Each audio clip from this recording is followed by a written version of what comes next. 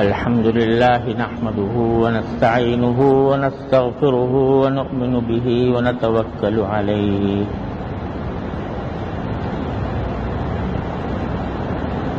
ونعوذ بالله من شرور أنفسنا ومن سيئات أعمالنا من يهده الله فلا مضل له ومن يضلله فلا هادي له وأشهد أن لا إله إلا الله وحده لا شريك له وأشهد أن سيدنا وسندنا ونبينا ومولانا محمدا عبده ورسوله صلى الله تعالى عليه وعلى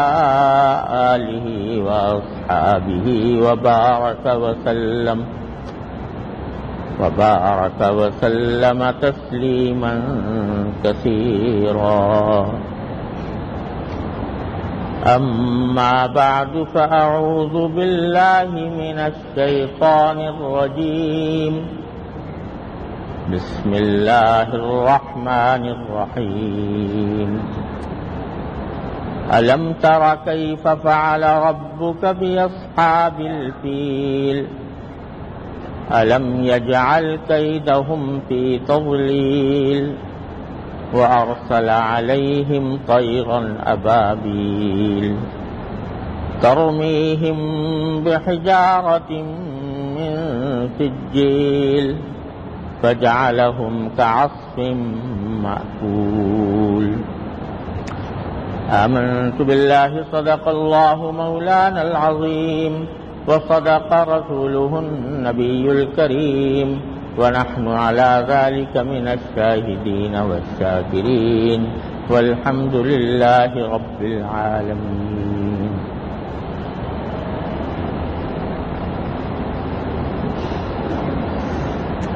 بزرگان محترم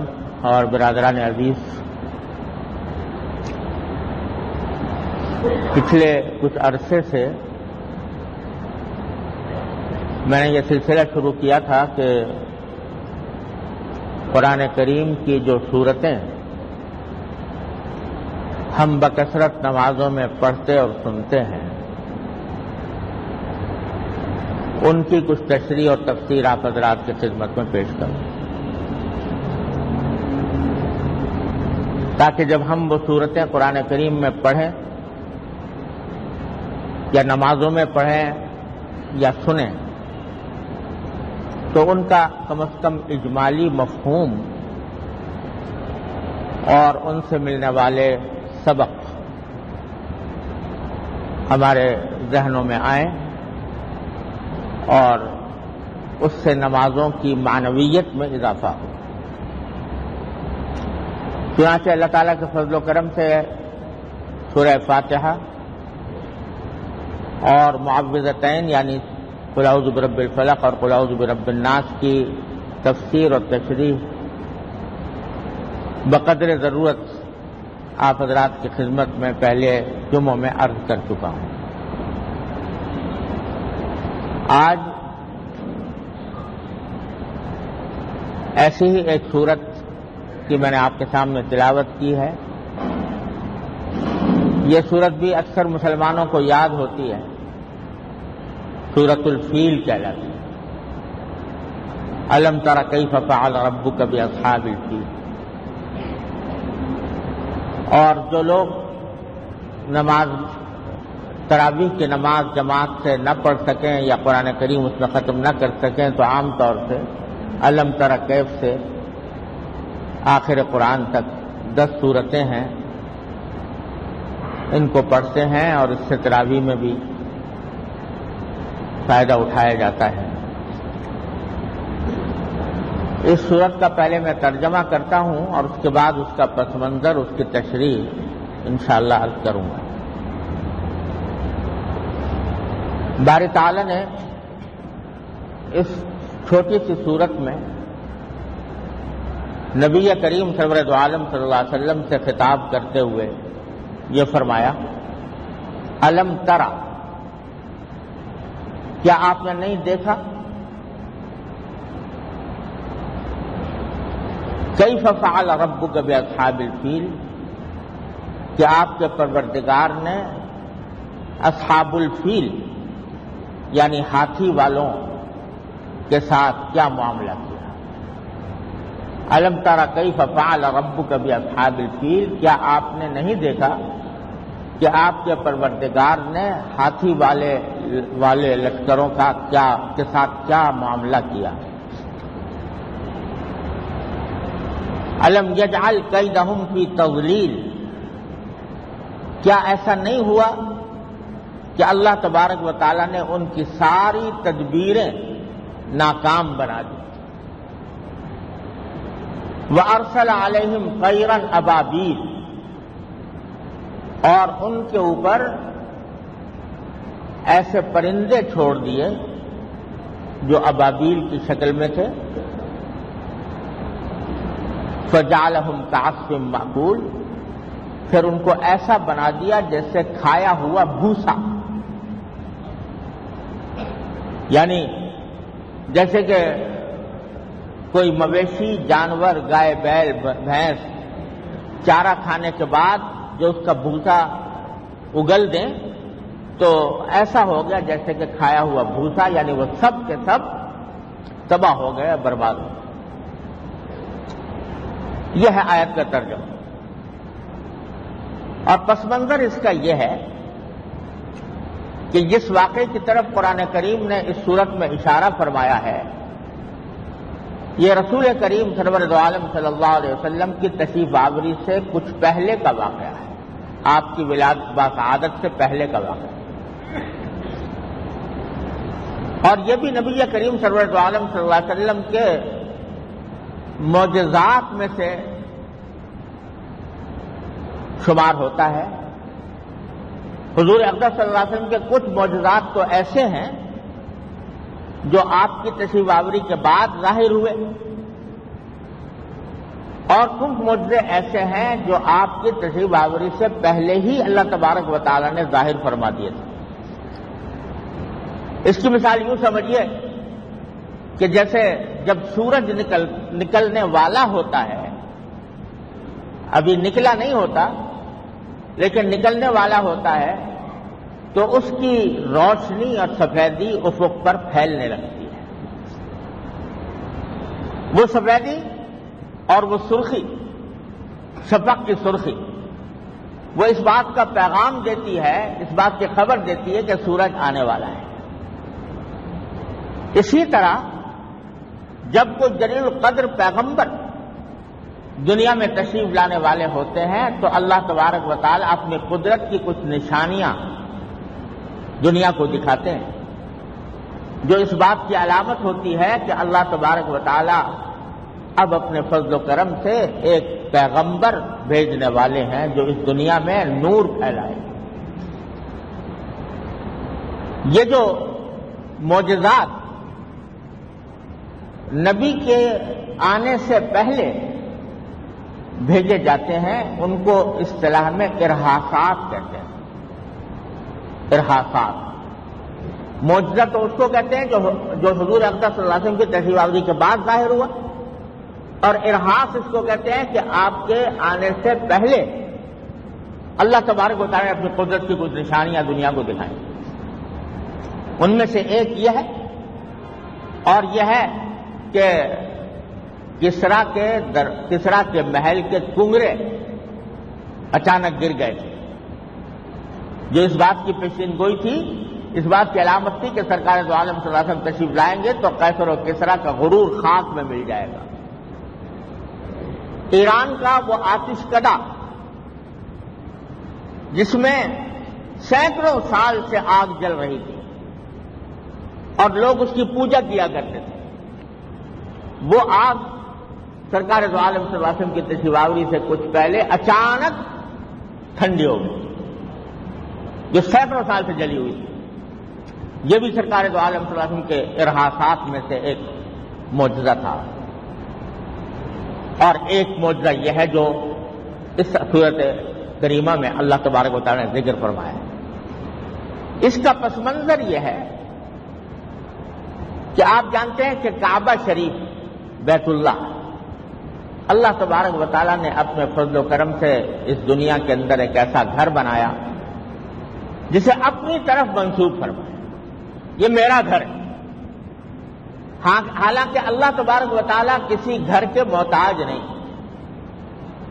ایسا نہیں ہے کہ اللہ اس گھر میں رہتے ہوں۔ اللہ تبارک و تعالیٰ تو سارے عالم پر محیط ہیں، ان کو کسی گھر کی ضرورت نہیں، ان کو کسی رہائش گاہ کی ضرورت نہیں، لیکن چونکہ اللہ تبارک و تعالیٰ انسان کو نظر نہیں آتے، اور انسان کی فطرت یہ ہے کہ جب وہ اپنے اللہ کو پکارے تو کوئی ایسی چیز اس کے سامنے ہو کہ جس سے آدمی لگ لپٹ کر اپنے پروردگار کو پکار سکے۔ تو اللہ تبارک و تعالیٰ نے اس کے لیے اس زمین پر اللہ کا گھر بیت اللہ تعمیر فرمایا، اور یہ بیت اللہ تعمیر تو چلا آتا ہے حضرت آدم علیہ السلام کے وقت۔ حضرت آدم علیہ السلام ہی نے سب سے پہلے کعبے کی تعمیر کی تھی اس دنیا میں، انسانی دنیا میں، لیکن وہ کچھ عرصے کے بعد انبیاء کرام میں سے مختلف انبیاء کرام آتے، اس کا طواف کرتے، عبادت کرتے، لیکن کچھ عرصے کے بعد وہ اپنی جگہ پر عمارت برقرار نہ رہی۔ روایتیں مختلف ہیں کہ طوفان نوح کے وقت میں حضرت نوح علیہ السلام کے زمانے میں جو طوفان آیا اس کے اندر وہ بیت اللہ کی عمارت باقی نہ رہی۔ غرض یہ کہ جب حضرت ابراہیم خلیل اللہ علیہ السلام تشریف لائے تو اللہ تبارک و تعالیٰ نے اس وقت بیت اللہ کی عمارت موجود نہیں تھی، بنیادیں موجود تھی اور جگہ موجود تھی لیکن عمارت نہیں تھی۔ تو اللہ تبارک و تعالیٰ نے حضرت ابراہیم علیہ السلام کو حکم دیا کہ وہ اپنے بیٹے حضرت اسماعیل علیہ السلام کے ساتھ مل کر بیت اللہ کی تعمیر کریں۔ چنانچہ انہیں تعمیر فرمائی، اور قرآن کریم نے اس کا ذکر کیا وَإِذْ يَرْفَعُ إِبْرَاهِيمُ الْقَوَاعِدَ مِنَ الْبَيْتِ وَإِسْمَاعِيلُ، اس وقت کو یاد کرو جب ابراہیم بیت اللہ کی بنیادیں اٹھا رہے تھے۔ اس میں اشارہ اس طرف کر دیا کہ نئی تعمیر نہیں کی، بنیادیں پہلے سے موجود تھیں، لیکن ابراہیم علیہ السلام اپنے صاحبزادے اسماعیل علیہ السلام کے ساتھ مل کر اس کی بنیادیں اٹھا رہے تھے، اور یہ دعا کرتے جاتے تھے کہ ربنا تقبل منا انک انت السمیع العلیم، اے پروردگار ہماری یہ خدمت اپنی بارگاہ میں قبول فرما لے۔ غرض حضرت ابراہیم علیہ السلام نے کعبہ تعمیر کیا، اور اللہ تبارک و تعالیٰ نے حضرت ابراہیم علیہ السلام کو حکم دیا کہ وَأَذِّن فِي النَّاسِ بِالْحَجِّ، اب تم نے کعبہ تعمیر کر دیا، اب ایک اعلان عام کرو سارے انسانوں کے لیے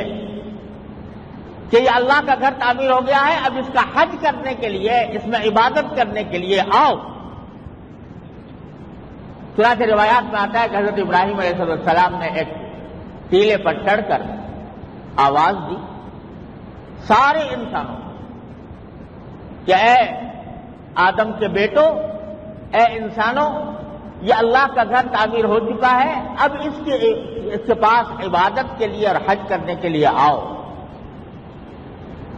یہ آواز لگائی حضرت ابراہیم علیہ السلام نے، اللہ تبارک و تعالیٰ کا حکم پہنچایا کہ اس بیت اللہ کے پاس آؤ۔ اور آپ نے دیکھا ہوگا کہ جب کوئی حاجی یا عمرہ کرنے والا احرام باندھ کر جاتا ہے تو کیا کہتا ہے؟ لبیک اللہم لبیک، لبیک کے معنی میں حاضر ہوں۔ یہ جواب ہے حضرت ابراہیم علیہ السلام کی اس آواز کا جو اللہ تعالیٰ کے حکم سے لگائی گئی تھی کہ لبیک اللہم لبیک، اے اللہ میں حاضر ہوں، آپ کے ارشاد کی تعمیل کے لیے حاضر ہوں، لا شریک لک لبیک، آپ کے سوا کوئی شریک نہیں، آپ کے سوا کوئی خدا نہیں ہے، میں حاضر ہوں۔ اللہ تبارک و تعالیٰ نے یہ آواز ساری دنیا تک پہنچا دی، اور اس کے جواب میں ہر سال لوگ حج کے لیے جاتے ہیں۔ تو ابراہیم علیہ السلام کے وقت سے بیت اللہ شریف قائم ہے، اور اطراف عالم سے لوگ اس کا حج کرنے کے لیے آتے ہیں۔ یہ سلسلہ کچھ عرصے تک تو حضرت ابراہیم علیہ السلام کے زمانے کے بعد ٹھیک ٹھیک چلتا رہا. بعد میں عرب کے اندر بت پرست پیدا ہو گئے، انہوں نے بت پرستی شروع کر دی، لیکن بیت اللہ کے حج کرنے کا سلسلہ پھر بھی جاری رہا. یعنی جاہلیت کے زمانے میں بھی جب کہ لوگ شرک کرنے لگے تھے، بتوں کو پوجتے تھے، لیکن بیت اللہ کی عظمت کے قائل تھے، بیت اللہ کی حرمت کے قائل تھے، اور اللہ تبارک و تعالیٰ کی عبادت کے لیے بیت اللہ کے لیے کے پاس آیا کرتے تھے. ہر سال حج ہوا کرتا تھا، جاہلیت میں بھی ہوتا تھا. اس بیت اللہ کی مرکزیت کی وجہ سے مکہ مکرمہ اور اس میں رہنے والے لوگوں کو اللہ تعالیٰ نے ایک اعزاز بخشا. سارے عرب کے قبیلے حج کرنے کے لیے مکہ مکرمہ آتے تھے، اور چونکہ قریش کے لوگ اس بیت اللہ کے پاسبان تھے اور اس کی نگرانی کیا کرتے تھے، اس واسطے لوگ قریش والوں کی عزت بھی کرتے تھے، اور اس کا نتیجہ یہ ہوتا تھا کہ ہر سال پورے عرب کے لوگ بیت اللہ کے پاس جمع ہوتے، ایک اجتماعی اتحاد کا ایک مظاہرہ ہوتا، اور سب لوگ قریش کی عظمت اور ان کی تعظیم اور توقیر کا مظاہرہ کرتے. یہ صورتحال چلی آ رہی تھی. جزیرے عرب میں ایک دوسرا بڑا ملک تھا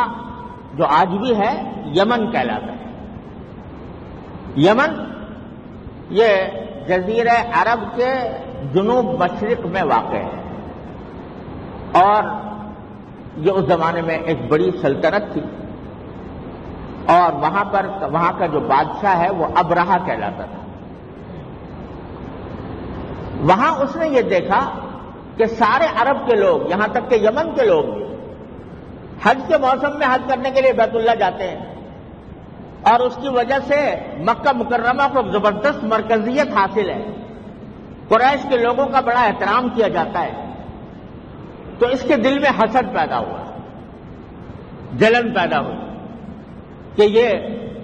سارے عرب کے لوگ یہ مکہ مکرمہ کو اپنا مرکز بنائے ہوئے ہیں اور یہاں پر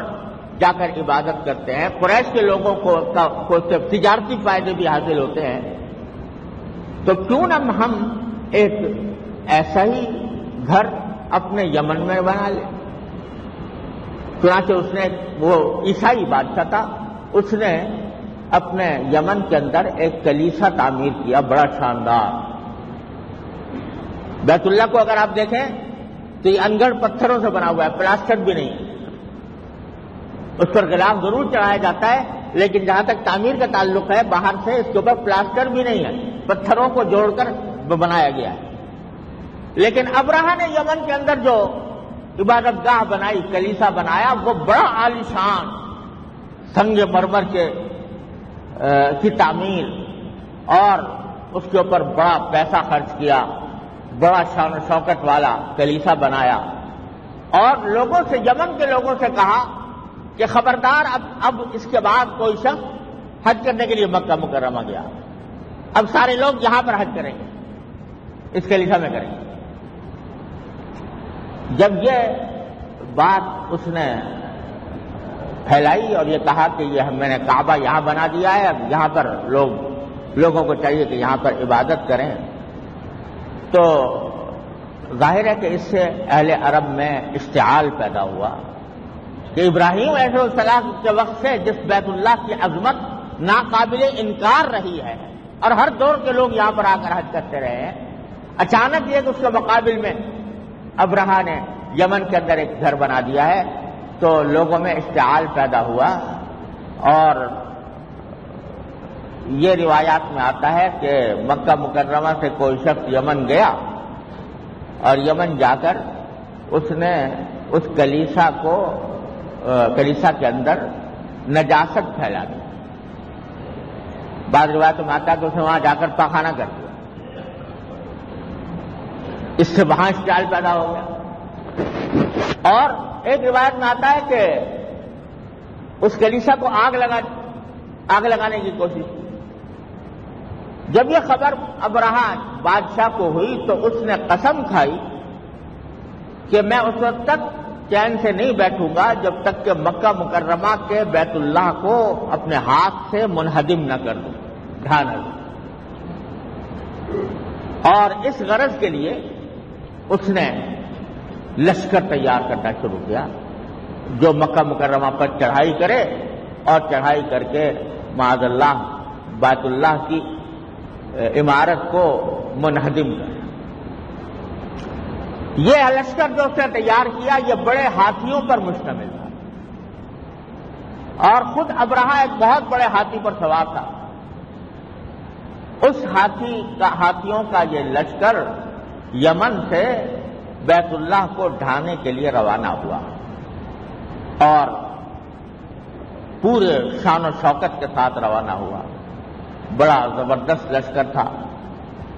ساز و سامان، اسلحہ، ہتھیار، سب چیزیں لے کر یہ یمن سے روانہ ہوا۔ راستے میں عرب کے مختلف قبیلے پڑتے تھے، جب وہ راستے سے گزرتا تو عرب کے قبیلے اس کی مزاحمت کرنا چاہتے تھے کہ اس کو روکیں۔ کئی جگہ پر عرب کے لوگوں نے اس کو روکنے کی کوشش کی، لڑائیاں ہوئیں، لیکن ابرہہ کا جو لشکر تھا وہ اپنی قوت اور تعداد کے لحاظ سے سب پر بھاری تھا، اس لیے جتنے راستے کی مزاحمتیں تھیں ان کو کچلتا ہوا وہ آگے بڑھتا گیا، یہاں تک کہ بڑھتے بڑھتے طائف کے قریب پہنچ گیا۔ طائف مکہ مکرمہ سے کچھ ہی فاصلے پر مشہور شہر ہے، آج تو 1 گھنٹے کی ڈرائیو پر آدمی پہنچ جاتا ہے، اس وقت 2-3 دن لگا کرتے تھے پہنچنے میں۔ طائف کے قریب پہنچ گیا اور پورا پکا ارادہ کیا ہوا تھا کہ بیت اللہ کے اوپر حملہ آور ہوگا۔ یہاں تک بات پہنچی ہے لیکن ٹائم ختم ہو رہا ہے، اور بات ابھی واقعے کے مختلف اجزاء بھی باقی ہیں، اور سلسلے میں جو کچھ باتیں مجھے عرض کرنی ہیں وہ بھی باقی ہیں، لیکن کیونکہ وقت ختم ہو رہا ہے تو اس کو آج میں یہیں تک ختم کرتا ہوں، اور اللہ تعالیٰ نے زندگی عطا فرمائی تو اگلے اجتماع میں اس کی تفصیل اور اس کا تکملہ پیش کروں گا۔ اتنی بات میں عرض کر دوں یہاں کہ یہ جو کلیسا کو جا کر آگ لگائی قریش کے لوگوں نے، یہ زمانے جاہلیت کی بات تھی کہ ان لوگوں نے غصے میں آ کر ایسا کر دیا۔ ہمارے دین نے ہمیں یہ بتایا ہے کہ جو لوگ اگرچہ غیر مسلم ہوں لیکن ہمارے ملک میں امن و امان کے ساتھ رہتے ہوں اور کوئی غداری نہ کرتے ہوں، ان کی جان، ان کے مال اور ان کی عبادت گاہوں کا تحفظ مسلمان کی ذمہ داری ہے۔ یہاں تک کہ نبی کریم صلی اللہ علیہ وسلم نے فرمایا کہ یہ ایسے لوگ جو کہ مسلمان ریاست میں معاہدے کے ساتھ رہتے ہیں ان کو اہل ذمہ کہتے ہیں، ان کی ذمہ داری مسلمانوں نے لی ہوئی ہے۔ تو نبی کریم صلی اللہ علیہ وسلم نے فرمایا کہ ہیں تو وہ غیر مسلم، لیکن چونکہ اللہ اور اس کے رسول نے ان کے جان مال آبرو کی ذمہ داری لی ہے، لہذا جو شخص اس ذمہ داری کی خلاف ورزی کرے گا وہ جنت کی خوشبو بھی نہیں سونگھے گا۔ یہ الفاظ ہے نبی کریم صلی اللہ علیہ وسلم۔ اور حضرت فاروق اعظم جب شہید ہوئے تو آخری وصیتیں جو فرمائیں اپنے بعد آنے والے خلیفہ کو، اس وصیت میں یہ بات بھی داخل ہے کہ جتنے اہل ذمہ ہیں یعنی غیر مسلم ہمارے ملک میں رہتے ہیں ان کی ہم نے جان مال آبرو کی ذمہ داری لی ہوئی ہے، اس بات کا پورا خیال کرنا کہ اس ذمہ داری کی کوئی خلاف ورزی نہ ہو، ان کی جان پر، ان کے مال پر، ان کے آبرو پر حملہ کرنا کسی طرح بھی جائز نہیں۔ اور جو عبادت گاہیں انہوں نے اپنی بنائی ہوئی ہیں ان عبادت گاہوں کو بھی چھیڑنا مسلمان کے لیے درست نہیں۔ تو سنا ہے کوئی واقعہ کراچی میں اس طرح کا پیش آیا ہے کہ جس میں کچھ لوگوں نے کسی کلیسا کے اوپر حملہ کر کے آگ لگائی۔ خوب سمجھ لیجئے اس کا دین سے کوئی تعلق نہیں، اور ایسا کرنا شریعت میں ہرگز جائز نہیں۔ جن لوگوں نے یہ کیا وہ شریعت کی خلاف ورزی، ہم اس کی پوری مذمت کرتے ہیں، اور مسلمانوں کو یہ چاہیے کہ وہ اس معاملے میں جو دین کی صحیح تعلیمات ہیں ان کو خود سمجھیں اور دوسروں کو سمجھانے کی کوشش کریں۔ اللہ تبارک و تعالی ہم سب کو عمل کی توفیق عطا فرمائے۔ واخر دعوانا الحمدللہ رب العالمین۔